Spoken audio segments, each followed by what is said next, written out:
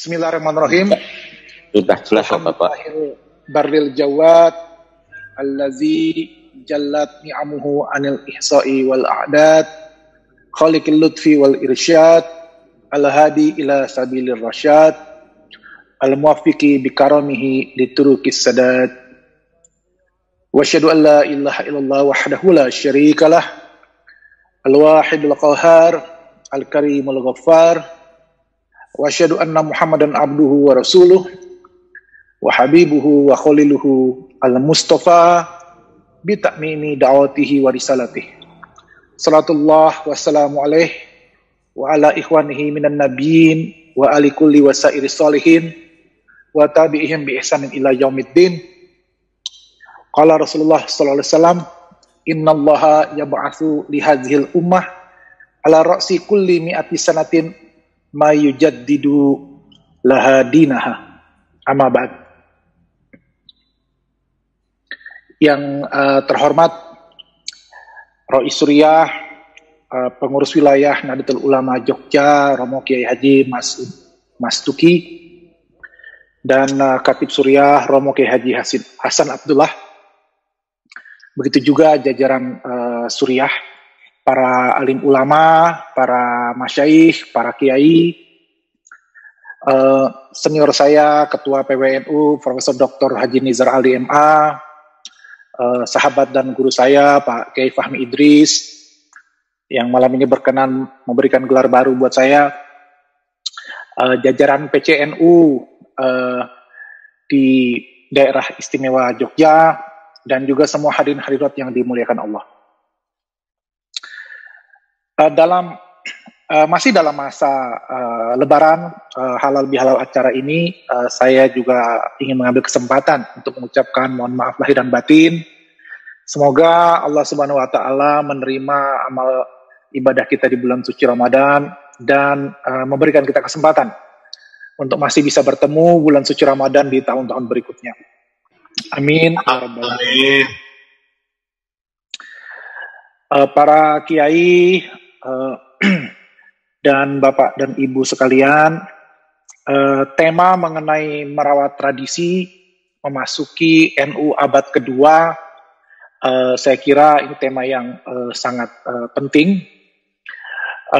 Saya ingin membahas soal tema merawat tradisi ini dengan berkaca ulang terlebih dahulu pada tradisi perkembangan sanad keilmuan dari mazhab Syafi'i. Sebagai bekal kita kemudian memposisikan NU memasuki abad keduanya. Jadi mohon maaf kalau agak membosankan, agak sedikit tentang tarikh tasyrik mengenai perkembangan sanad keilmuan mazhab Syafi'i sebelum kemudian kita berkaca pada perkembangan 100 tahun dan 200 tahun di masa mazhab Syafi'i untuk kita bandingkan dengan posisi NU. Para kiai dan Bapak Ibu sekalian, buku pertama, ya, kitab pertama dalam mazhab Syafi'i kita tahu adalah kitab Al-Um karya Imam Syafi'i. Imam Syafi'i itu lahir 150 Hijriah, wafat 204 Hijriah.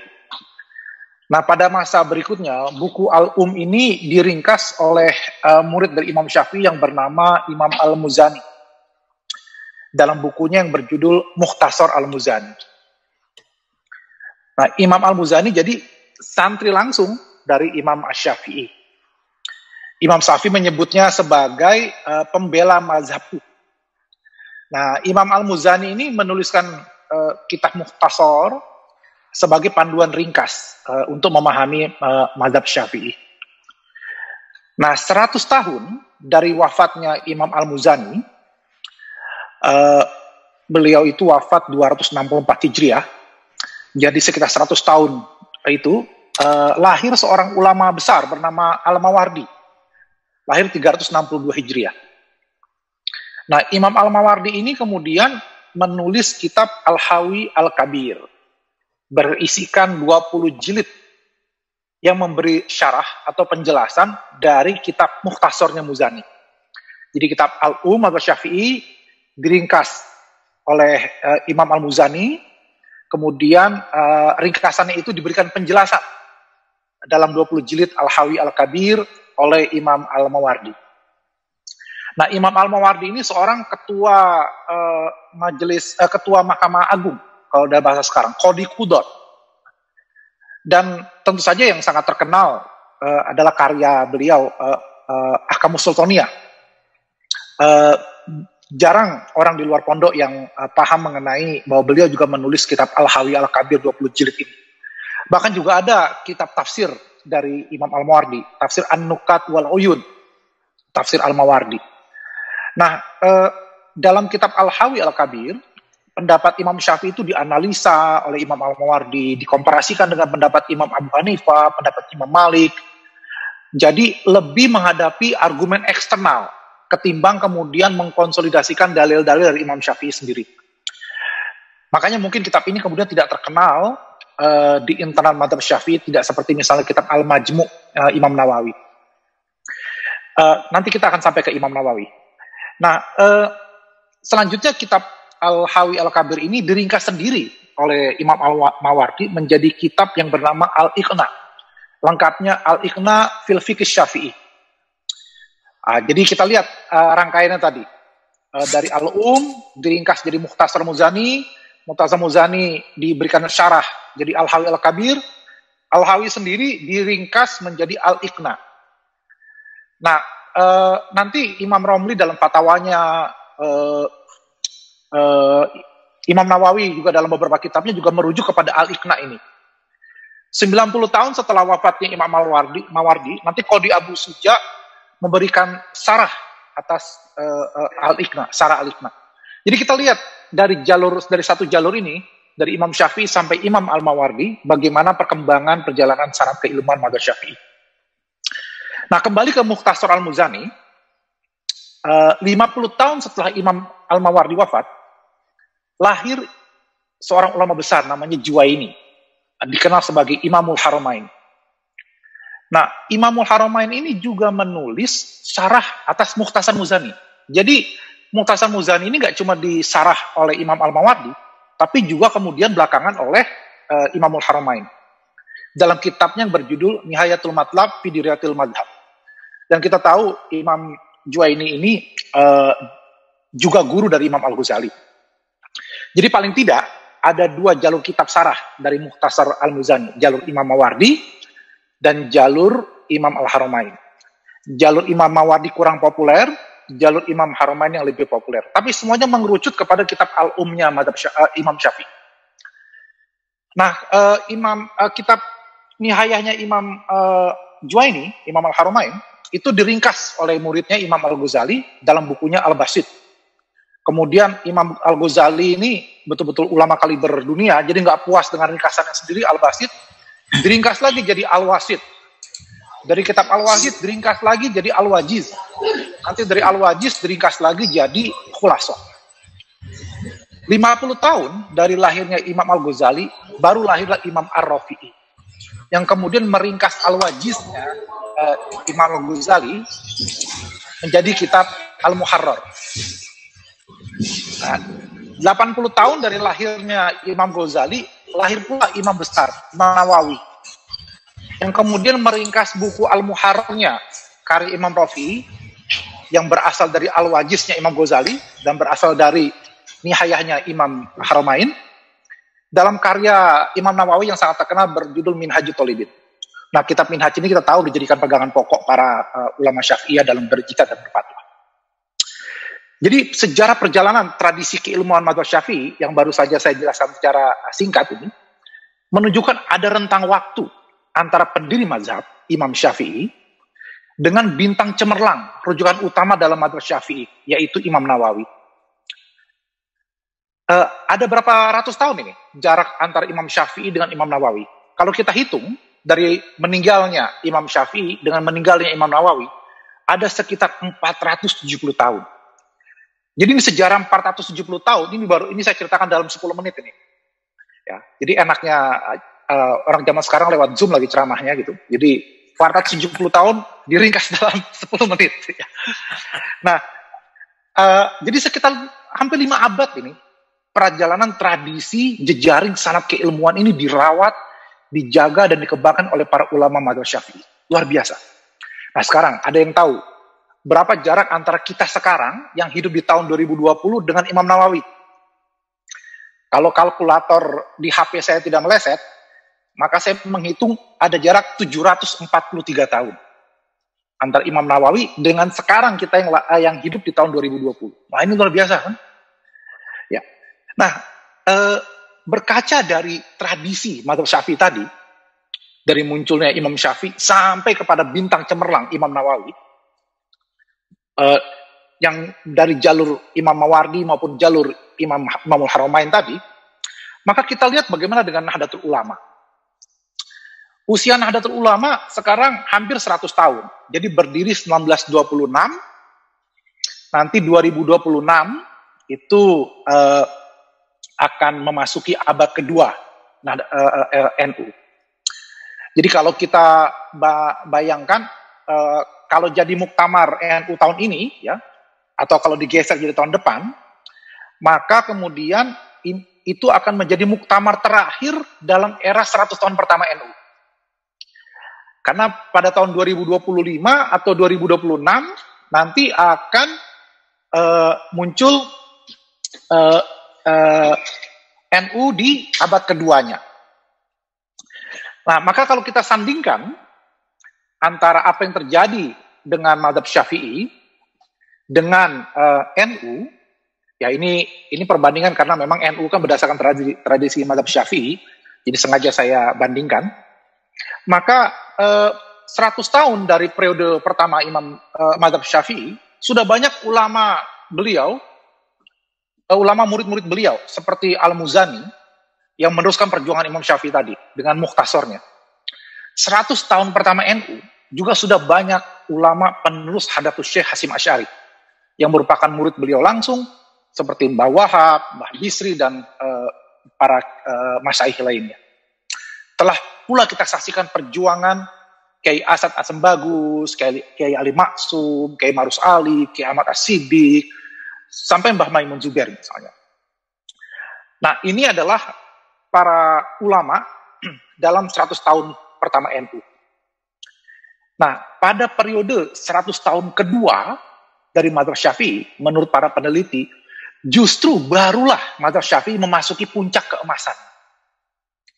Di mana muncul ulama sekaliber Imam Al-Mawardi dan Imam Al-Haramain tadi, yang memberikan syarah atas kitab mukhtasornya Al-Muzani. Itu artinya, jika perjuangan NU dalam masa 100 tahun pertamanya bercirikan ringkasan atau mukhtasor dari berbagai lembaran tradisi keilmuan berdasarkan ajaran Hadatus Syekh Hasyim Asy'ari, maka 100 tahun kedua NU nanti kita membutuhkan syarah yang panjang lebar, kira-kira setebal 20 jilid Al-Hawi Al-Kabir dan Nihayah. Di sini kita akan memasuki era dalam 100 tahun kedua nanti, wal akhdhu bil jadidil aslah. Jadi kalau dalam tradisi keilmuan di 100 tahun pertama ini kita memasuki al-muhafazah al-qadimi saleh, maka di era abad kedua nanti NU kita insya Allah memasuki era wal akhdhu bil jadidil aslah, dengan ciri akan banyak sarah-sarah dari perjuangan murid-murid Imam Syafi'i, murid-murid Hadatus Syekh di periode pertama. Kita bayangkan akan ada jalur Imam Al-Mawardi, akan ada jalur Imamul Haramain.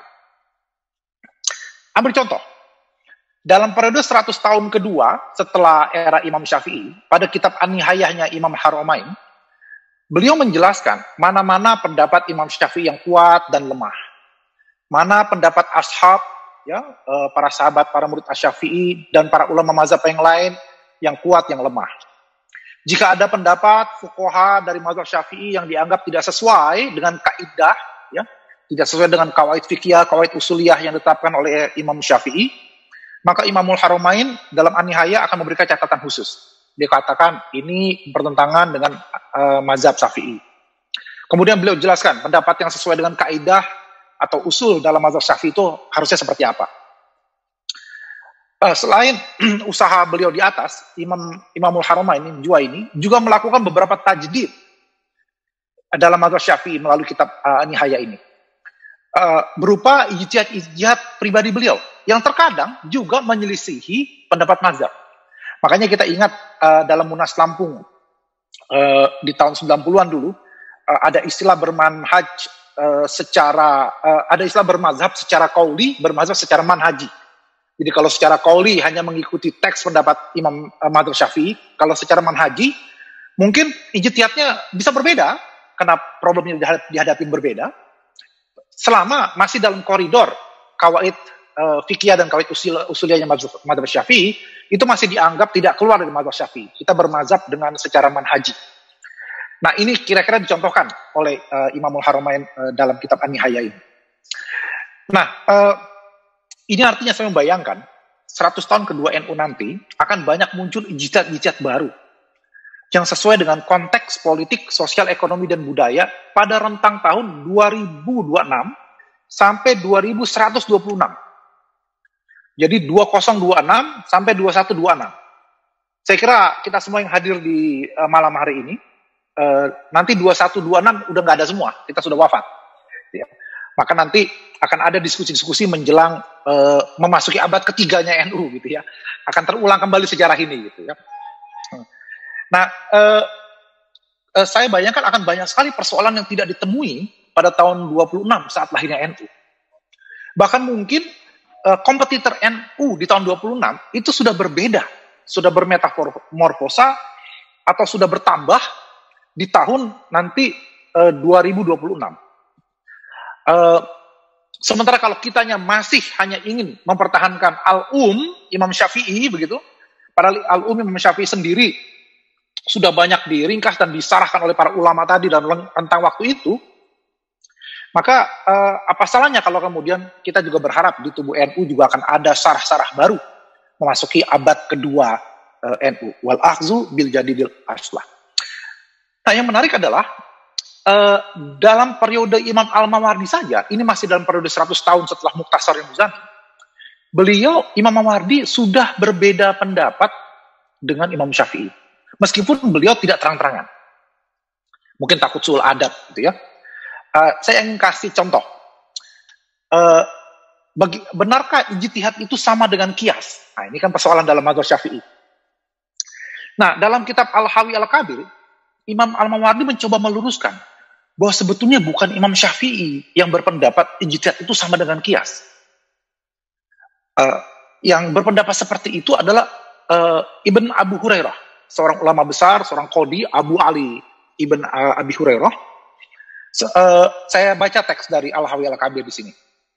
Wa za'ama bnu Abi Hurairata annal ijtihada huwal qiyas. Wa nasabahu ila Syafi'i min kalami stabaha alaihi fi kitabir risalah. Wallazi qalahu Syafi'i fi hadzal kitab inna ma'nal ijtihad ma'nal qiyas. Jadi yang ngomong ijtihad itu qiyas itu sebetulnya Ibnu Abi Hurairah, hanya dinisbatkan ke Imam Syafi'i. Imam Syafi'i sendiri dalam kitab Risalah menurut Imam Al-Mawardi hanya mengatakan bahwa makna ijtihad itu sama dengan maknanya qiyas. Nah, karena itu Imam Mawardi berani mengatakan bahwa sebetulnya ijtihad dengan qiyas itu berbeda. Karena al-ijtihad muqaddimah lil qiyas gitu. Jadi hanya baru pendahuluannya saja gitu ya terhadap qiyas. Bahkan Imam Al-Ghazali dalam Al-Mustasfa fi Ilmil Usul mendukung pandangan Imam Al-Mawardi ini dengan mengatakan bahwa fuqaha, ya nggak disebut namanya, dia nggak bilang Imam Syafi'i. Fuqaha yang mengatakan ijtihad itu qiyas adalah keliru. Karena ijtihad lebih umum dari qiyas. Nah, hasil bacaan saya terhadap risalahnya Imam Syafi'i berbeda dengan Imam Al-Mawardi. Nah, tadi itu saya bilang, mungkin karena dia tidak mau suul adab, dia menyamarkan. Sehingga mengatakan, ini sebetulnya Ibnu Abi Hurairah yang ngomong, bukan Imam Syafi'i. Kita tahu dalam kitab Ar-Risalah Imam Syafi'i itu ditulis dalam metode dialog. Jadi Imam Syafi'i seolah-olah sedang bercerita tentang dialognya. Jadi ada yang bertanya, kemudian Imam Syafi'i memberikan komentar. Nah, Imam Syafi'i kemudian bercerita di sini, ada yang bertanya, famal qiyas ahwal ijtihad amhuma muftariqani. Nah, kultu kata Imam Syafi'i, humasmani lima ana wahid. Jadi dia ini dua istilah dengan makna yang sama. Mana yang satu? Adalah terus ditanya lagi, qala fama jima'uhuma. Qultu kullu ma nazala bi muslimin fa fihi hukmun lazimun. Au ala sabilil haqqi fihi dilalatun mawjudatun. Wa alaihi idza kana bi ainihi hukmun ittiba'uhu. Wa idza lam yakun fihi bi ainihi tulibat dalalatu ala sabilil haqq fihi bil ijtihad. Wal ijtihadu al qiyas. Nah, jadi sebetulnya dalam Ar-Risalah jelas, nggak cuma sekedar mengatakan maknanya saja yang sama, tapi Imam Syafi'i mengatakan wal ijtihadu al qiyas. Gitu. Nah, ini yang saya katakan bahwa Imam Al-Mawardi ternyata berbeda pandangan dengan Imam Syafi'i, Imam Al-Ghazali juga seperti itu, dan nggak ada masalah dalam tradisi keilmuan. Bagaimana dengan Imam Juwaini dari jalur Imam Haramain ini? Ternyata juga punya pendapat yang nggak sejalan dengan Imam Syafi'i. Menurut Abdul Azim Ad-Dib, ini seorang pakar usul fikih yang mengomentari kitab Al-Burhan fi usulul fikihnya Al-Juwaini, dia mencatat paling tidak ada 25 pandangan Al-Juwaini, Imam Al-Haramain, yang berbeda dengan Imam Syafi'i. Jadi saya membayangkan, boleh saja penafsiran dan aplikasi dari periode 100 tahun pertama NU akan berbeda pemahaman dan pendekatannya menjawab tantangan zaman. Sebagaimana konsep ijtihad Imam Syafi'i juga ditafsirkan dan dibahas lebih lanjut oleh generasi ulama di masa Imam Al-Mawardi dan Imam Al-Haramain. Jadi saya bayangkan nanti di NU sendiri juga akan ada corak model seperti Imam Haramain dan Imam Mawardi di abad keduanya. Tapi jangan keliru, Imam Mawardi dan Imam Haramain juga punya corak yang berbeda. Nah, ini menarik. Kalau Imam Al-Mawardi itu seorang hakim yang berada di lingkaran pemerintahan dan punya wawasan luas antar mazhab, Imam Al-Haramain itu bekerja di luar pemerintahan. Beliau mufti. Beliau punya pandangan, misalnya, boleh ada lebih dari satu khalifah asalkan letaknya berjauhan atau dipisahkan lautan. Nah, ini berbeda dengan pandangan Imam Mawardi yang menulis Ahkamus Sultaniyah berdasarkan perintah dari khalifah saat itu. Nah, Imam Haramain ini juga pembela doktrin ilmu kalam Asy'ari yang gigih, sehingga beliau itu sering berpolemik keras dengan Mu'tazilah dan juga pentarjih beberapa pendapat di kalangan mazhab Syafi'i. Maka saya bayangkan nanti 100 tahun kedua NU dalam rangka mensyarah apa yang sudah dilakukan oleh para murid-murid Hadatus Syekh, akan muncul ulama NU yang seperti Imam Al-Mawardi dan juga seperti Imam Haramain, yang coraknya juga berbeda. Ada yang berada di pusat kekuasaan sesuai dengan tafsir dan ijtihadnya seperti Imam Al-Mawardi. Ada yang setia berada di jalur keilmuan seperti Imam Al-Haramain. Ada yang cenderung berargumen secara eksternal antara NU dengan ormas lainnya seperti Imam Al-Mawardi. Ada yang memilih dan mengkonsolidasikan pendapat-pendapat ulama NU itu sendiri seperti Imam Haramain. Ada yang membina hubungan baik antar mazhab dan aliran, seperti Imam Al-Mawardi. Ada yang merupakan pembela utama doktrin Aswaja. Bahkan kalau perlu berpolemik dengan pihak lain. Kalau dulu Mu'tazilah, mungkin sekarang Wahabi, Ikhwani, dan seterusnya. Seperti Imam Haramain.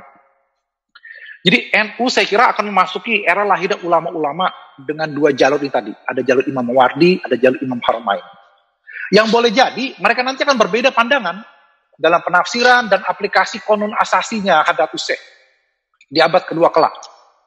Konun asasi akan disarahkan berjilid-jilid seperti Al-Hawi dan Nihayah dengan lebih luas dan lebih luas sesuai tantangan abad kedua NU. Dengan kata lain, konun asasinya Hadatus Syekh tetap jadi pegangan pedoman dasar seperti kitab Al-Umnya Imam Syafi'i, tapi sarah dari konun asasi akan dinamis, progresif, seperti kitab karya Imam Al-Mawardi, Imam Haramain, dan para ulama berikutnya.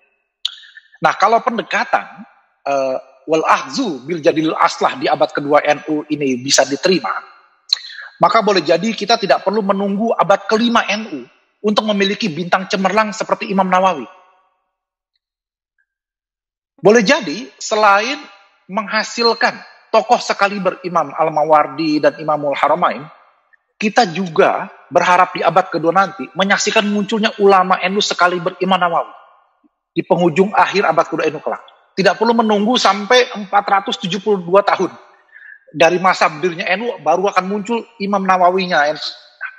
Insya Allah bismillah. Saya kira ini dari saya. Bagaimana kemudian kita menilai ulang tradisi sanad keilmuan Madzhab Syafi'i sebagai refleksi bagaimana kita merawat tradisi sanad keilmuan NU sendiri dan bagaimana mengembangkan berbagai langkah, berbagai opsi, berbagai program untuk NU memasuki abad keduanya. Saya kira demikian saja bisa saya sampaikan. Lebih kurangnya mohon maaf. Subhanaka la ilma lana illa ma 'allamtana innaka antal alimul hakim. Maha suci Engkau ya Allah. Sungguh kami tidak punya ilmu apapun kecuali apa-apa yang telah Engkau ajarkan kepada kami. Wallahul muwaffiq ila aqwamit thoriq. Assalamualaikum warahmatullahi wabarakatuh.